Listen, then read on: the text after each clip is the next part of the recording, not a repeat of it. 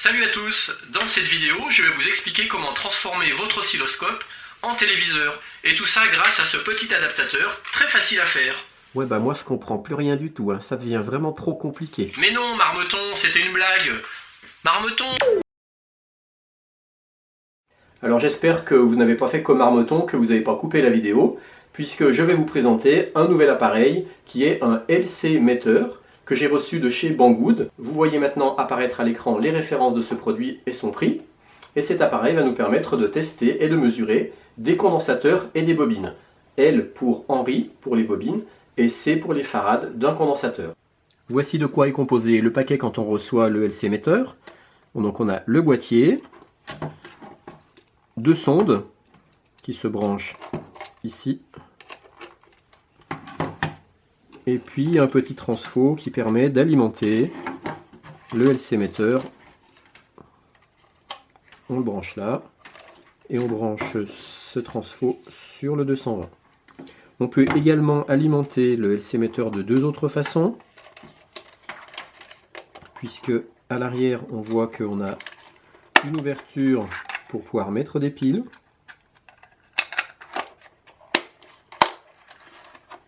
Ça c'est pratique, il permet de le tenir comme ça. Et puis on peut également l'alimenter ici par une prise mini USB. Alors on va le mettre sous tension.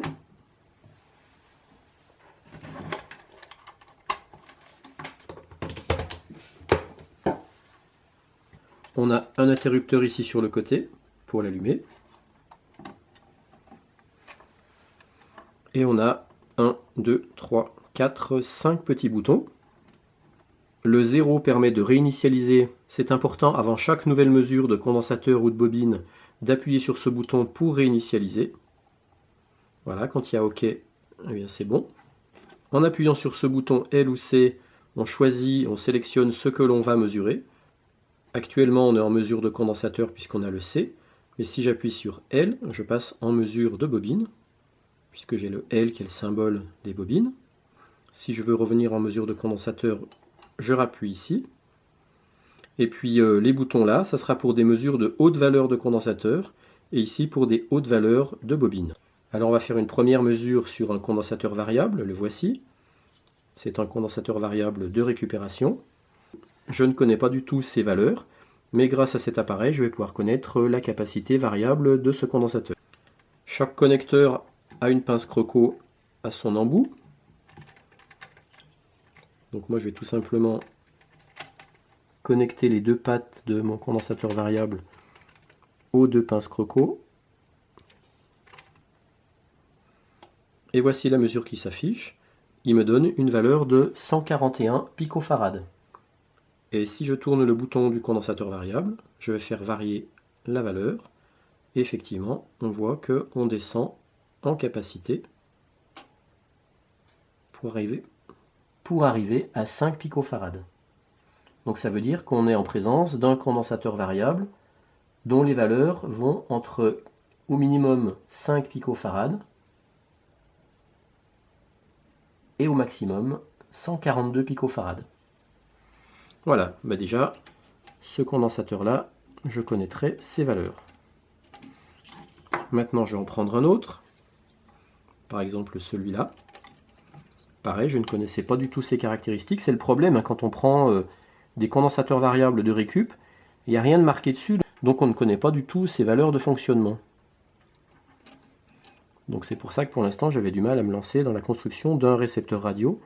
Mais grâce à cet appareil, le LC metteur, j'espère pouvoir faire mes bobines et utiliser les bons condensateurs pour les fréquences que je vais essayer de capter. Voilà, donc là il m'affiche 13 picofarad. Et en tournant la roue du condensateur variable, je descends à 4 picofarad. Donc voilà, ça c'est pour un condensateur variable. Si je prends par exemple un tout petit condensateur comme ça, qui est marqué 103 ici, eh bien moi je sais qu'une valeur 103 correspond normalement à 10 nanofarad. Eh bien on va voir combien on trouve là. Eh bien il m'affiche 9107 picofarad.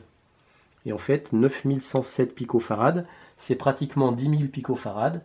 Et 10 000 picofarad, c'est bien 10 nanofarad. Alors par exemple, si maintenant je veux vérifier combien m'affiche le LC-metteur sur un condensateur chimique dont je connais la valeur, de 2200 microfarads, avant de faire la mesure, je vais réinitialiser. OK, voilà.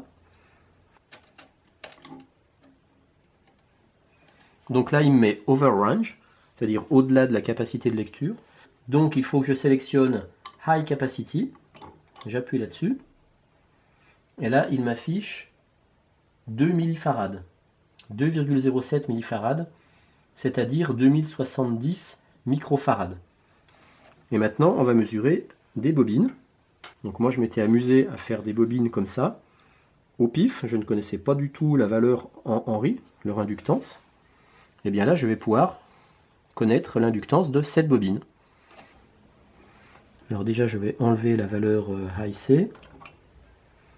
Et puis, je vais appuyer sur la touche LC, puisque là, j'étais en CX, pour passer en LX. Voilà. Je fais toucher les deux broches. Et j'appuie sur voilà, l'initialisation OK. Parce qu'en fait, si j'appuie sur 0 sans que les deux broches se touchent, en mode LX, eh bien il calcule, mais il m'affiche jamais la valeur OK. Et maintenant, je vais calculer les valeurs de ma bobine en branchant chaque extrémité de la bobine. Et là, il m'affiche une valeur de 2686 millihenry. Et si on appuie sur la touche fonction, il m'affiche 95 kHz. 95 048 Hz. Et ça, j'ai l'impression que c'est la fréquence optimale de résonance de la bobine. Et on peut faire le même test sur un condensateur avec cette fréquence.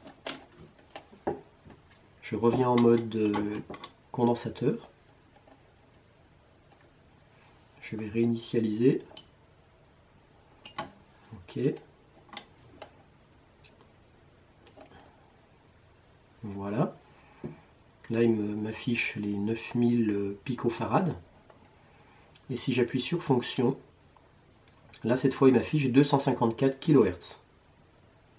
Donc, il semblerait que ce soit la fréquence optimale de résonance de ce condensateur.